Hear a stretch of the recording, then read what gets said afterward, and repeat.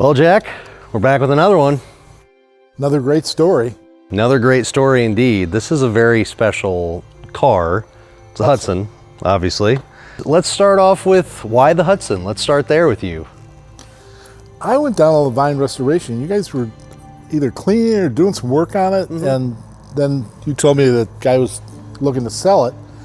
And I just thought it had some neat lines to it, and then I found out that it actually took best in class at Pebble Beach. Correct. You know, bringing up Pebble Beach, this was the first Hudson that Pebble Beach had ever invited to the show. And as we kind of dig into the car, it'll make sense why, but this was a huge deal for Hudson anyway, but it was a big deal because this car, it took best in class. And we restored this car for a guy named, I'm sure you remember, Eldon Hostetler. Yeah. Eldon Hostetler had probably the best Hudson collection in the world. And Eldon, to give a little history on this car, came to my parents 20 years ago and said, I want to take a Hudson to Pebble Beach. And this was the one that we were going to take. This is a Murphy one-off coach. Yes, there were 7 that were built, 5 exist, and this was unique of the 7. Each one had some unique features, but this is the one that we took out there for Eldon and ultimately won best in class. And for Eldon, that was a lifelong dream. And we can dig into his whole story as to why he loved Hudsons, but this was a very special car. The windshield special. So of the many unique features on this car, the windshield was what was known as a clear vision windshield, and that was a stylistic element that Murphy picked up from Gangloff, which was a German coach builder that did a lot of Bugatti bodies and things like that. But the whole concept behind the clear vision windshield was to have as much unfettered view of your surroundings as you could. It was a very thin A-pillar on these windshield frame, complemented by the framed in windshield, or window frame on it, I should say. So it was a very unique style, and the clear vision style was something that you found on Murphy body Duesenbergs. There were a lot of elements of this car stylistically that made their way into Duesenberg styling as well. So it was, being a one-off car and being bodied by Murphy made this, as you can imagine, a very expensive car at the time. But to kind of back up on this, the reason that Hudson was important, or this coachwork even, was worthy of befitting this kind of chassis, Hudson had a really unique story from the beginning.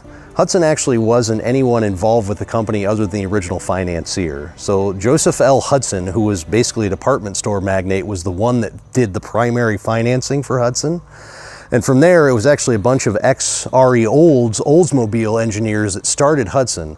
They incorporated in 1909, had built a car by July of that year, and then a year later, they had sold 4,000 vehicles, which was a huge number for a first-year automotive manufacturer. More than Chevrolet. Yeah, that was the biggest first-year sales opening of any automotive manufacturer ever. And from there, they had years where they sold 20 or 30,000 cars. I mean, they did a lot of building and business overseas. They were a pretty sizable company, actually very sizable. And a lot of people have never heard of Hudson. No.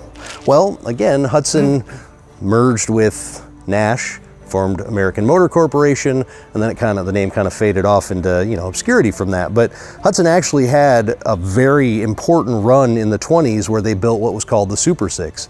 Hudson actually was responsible for developing into a commercial production engine counterbalancing on the crankshaft, and their Super 6 engine, they started running 6-cylinder engines exclusively in 14 and 15 with the Super 6, and what they do is they'd go out and they do Pikes Peak Hill Climb and they do speed trials and things like that, and they won. They set all sorts of records.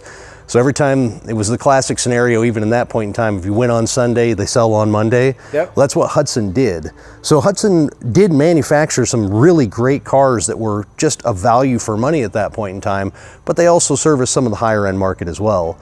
And that's exactly where this car came from. So this would have been a custom order on a Model O chassis, which was introduced in 1927. 131-inch wheelbase, 288.5 cubic inches, F-head design. This was basically all new in 27 and 28. And they actually did a redesign on the head in 27 that bumped up horsepower from 92, but they never claimed it in marketing. So it actually was a very powerful car, really great suspension, really great chassis, and all aluminum coachwork. So this was a light car.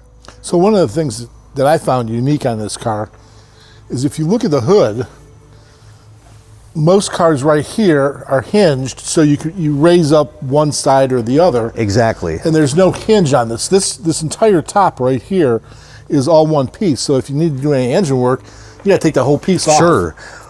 That was, of the 5 that remain and the 7 that were built, as best we know, being 7, this is the only one that has a 3-piece hood like that, which is why right now on this side, I know everybody can't see that, but this has the hood side off. When we go to the other side, we'll show you how easy it is to pull the hood side off and how light the hood side is on this. Again, this is aluminum coachwork. This has 2 really relatively easy to remove hinges on this. They turn in place and they pop out like so. This drops down and voila. Here you have it. Now, hold that. Feel how light that is? That's light? That's light compared to some of these hood hinges. See, again, with aluminum construction on this, for those of you watching at home, this is extremely light for a car of this era. But it's one of the really unique features about this car that add to, again, the custom coachwork on it. But this was kind of, we love showing this car with the hood sides off. It's like having a hot rod. But this was a very special engine. Again, high performance relative to a 6-cylinder engine, and very, very robust. These were really well engineered cars, and again, with wearing custom coachwork, this is a very, very significant Hudson.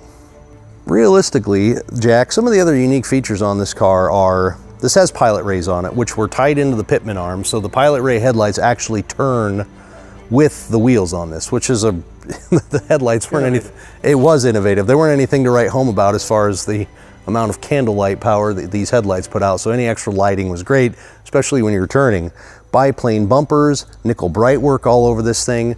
This was, again, if you look at this, this is all the trappings that you would see traditionally on Murphy coachwork, down to the handles. This is a very elegantly appointed car. So much so, Dad told me about this quite a bit when Mom and Dad were out there.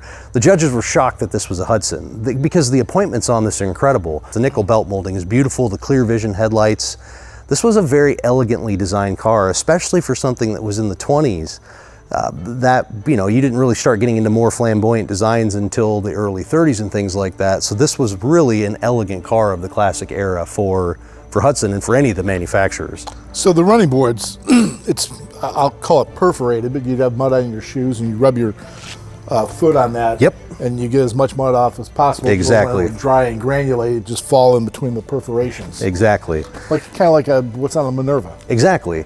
Well, again, it was functional. You know, these cars were built to be used, and it was a very functional car for that. And you can see too, in the interior styling on it was very elegant. I mean, this was a very expensive car to manufacture. And I know you have another very expensive Hudson in the collection that was built to the tune of $13,500. This wasn't quite as expensive, but this would have been the limo. This would have been a very high watermark car as far as expense goes. And if you look at the appointments on it, it's very clear to see. That's why I love seeing when you open up the sill plates. It is fun to drive. It's a beautiful car to drive. But you open the doors up and you see the Murphy sill plates on this, and that makes for, again, that's just one of those little adornments that lets you know this is a Murphy coachwork that you're working with. Jack, I know you've talked about one of the things that's your favorite feature about this car, but tell me what that is. Well, 2 things. I think a trunk, but I think it's pretty stylish because it's not just square corners. Yep. So we've got a rounded corner here, and if you look at the back of the cabin, it kind of tapers down here, but the trunk also follows it, so the gap at the top and the bottom are about the same. Sure. It's a beautiful accent to a rather utilitarian accessory, but the way that they incorporated that into this and the ornateness of, and I can attest to the fact that our upholsterer absolutely hated doing this trunk because of all this detail, but it makes for a very beautiful, beautiful rear end of this car. Just everything about this screams Murphy styling, and I love that. The nickel trim on it really comes and shows just beautiful accents just right above the trunk.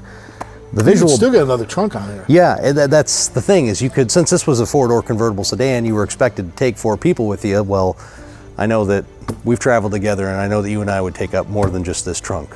But you could take this off the car and take it into your hotel room. Exactly. That's exactly what you can do with screwing these thumb knurled nuts off on the side. So this is a really beautiful rear to this car, especially with the beautiful, I love this 2-tone gray on this car. I do too. It just, with a black top. Absolutely. And the oxblood interior, it's such a beautiful combination on this. Absolutely stunning.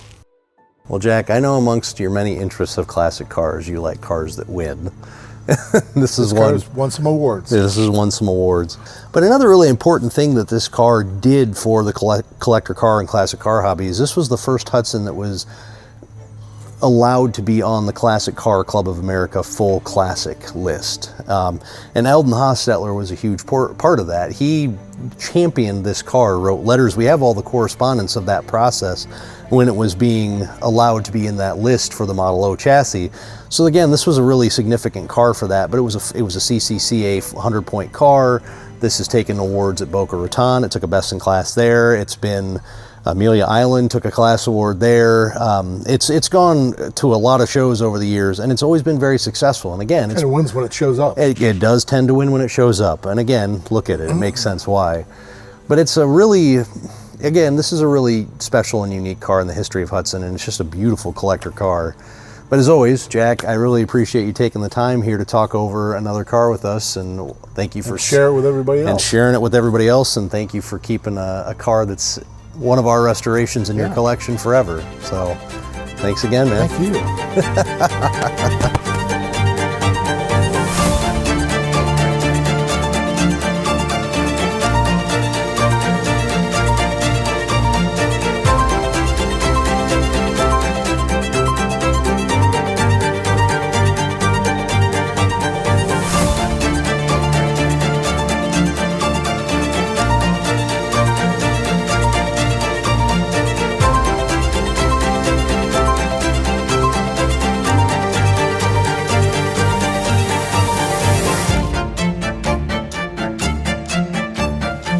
If you'd like to see more information, detailed photos, and a bit of history on each of these cars in this series and more, visit the JBScollection.com.